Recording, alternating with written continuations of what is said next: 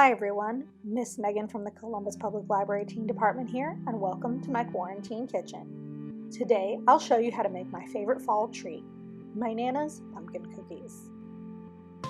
For the cookies, you will need a half cup of butter softened, which is equal to 1 stick, 1 cup of granulated sugar, 1 teaspoon vanilla, 1 15-ounce can of pure pumpkin, not pumpkin pie filling, 1 teaspoon baking powder, 1/4 teaspoon salt, 1½ cups of all-purpose flour, and 1 teaspoon cinnamon.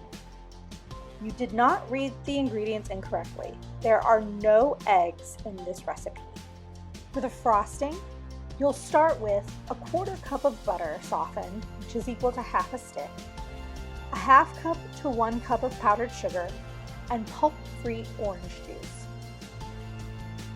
You will also need measuring cups, measuring spoons, spoons and bowls, or you can use a stand mixer or hand mixer, a can opener, a spatula, an oven mitt, baking sheet, and access to an oven. First, preheat your oven to 375 degrees. In your first bowl, cream together your butter and sugar until it looks like this. Mix in the vanilla and the pumpkin to your butter mixture until it looks like this. In a second bowl, mix together the flour, salt, cinnamon, and baking powder until it's well incorporated. Add the pumpkin to the flour and stir it together until it forms a very wet, kind of loose dough. This is more of a batter than a traditional cookie dough. Grab a baking sheet and a spoon. I prefer to use a larger mixing spoon rather than a small tablespoon. To ensure that your cookies turn out well, make sure that you remember my Nana's no-nos. Whatever you do, don't grease your pan. There's enough fat in these cookies that they will not stick. And you might be tempted to use a fancy cookie scoop to make all of your cookies neat and even.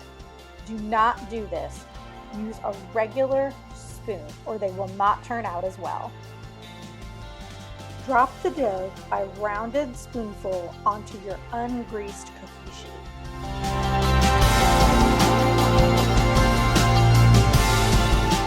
Bake the cookies for between 8 to 12 minutes until they're lightly brown. Since there's no egg in the dough, it's better for these cookies to be slightly underbaked than overbaked. If they've gotten really brown around the edges, they're overdone.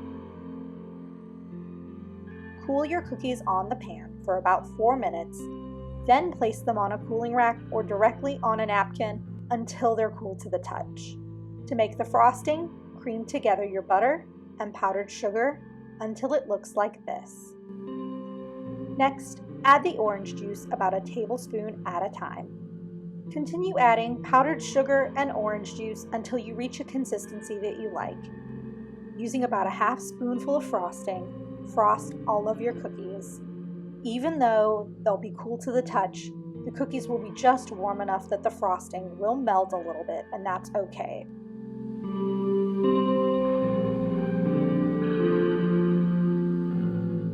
For more great content, follow us on social media. We are at Chat Libraries on Facebook and YouTube, and at CV Libraries on Instagram. I'm Miss Megan from the Columbus Public Library Teen Department, and thanks for joining me in my quarantine kitchen. I hope you enjoy my Nana's pumpkin cookies as much as I do. See you next time!